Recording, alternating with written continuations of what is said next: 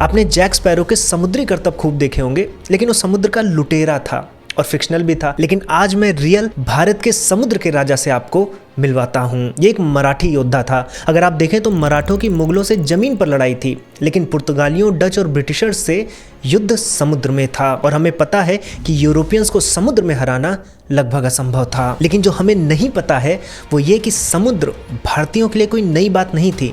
हम वैदिक काल में ही मिस्र और रोम तक समुद्र नाप चुके थे। और इसी समुद्री विद्या का परिणाम था कि कान्होजी आंग्रे जैसे मराठी योद्धाओं ने पुर्तगालियों और डच को समुद्र में भी धूल चटा दी। 1721 में जब यूरोपियंस ने हमला किया तो उनके पास 60 से भी ज़्यादा समुद्री जहाज थे, लेकिन उनके सामने खड़े थे कान्होजी आंग्रे। कान्होजी आंग्रे ने समुद्र को शतरंज बना दिया और 3 दिन के भीतर भीतर यूरोपियंस ने हार मान ली। इसीलिए उन्हें समुंदर का शिवाजी कहा जाता था। और उनके समय में मराठों का इतना खौफ था कि अरब सागर में अगर मराठी जहाज निकल जाएं तो यूरोपियन जहाज किनारे हो जाते थे। आखिर में ईस्ट इंडिया कंपनी को समझौता करना पड़ा और कान्होजी आंग्रे को grand admiral of Maratha navy से सम्मानित करना पड़ा। 1729 में कान्होजी आंग्रे नहीं रहे, लेकिन आज भी मुंबई में INS कांग्रे उनका नाम लेकर तैनात है। दोस्तों, हम जिस देश से आते हैं उस देश के नाम पर एक पूरा का पूरा समुद्र है और हमारी नौसेना के जहाजों पर अंकित वैदिक मंत्र शमनो वरुणः इस बात का रिमाइंडर है